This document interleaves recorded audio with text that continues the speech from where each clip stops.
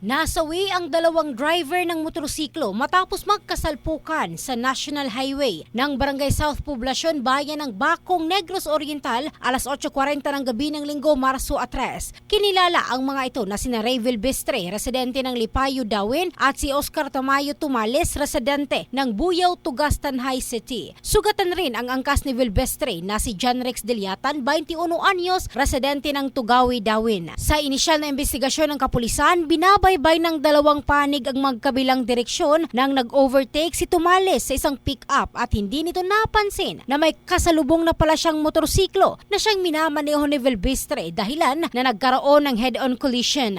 Mabilis na dinala ang mga ito sa Negros Oriental Provincial Hospital, ngunit idineklarang dead on arrival ang dalawang driver. Ang bahaging ito ay hatid ng Drive Max Adult Herbal Capsule, lalaking laging umaangat. In the heart of changing lives, ito si Michelle Craste ng Brigada News Philippines, the Music and News Authority.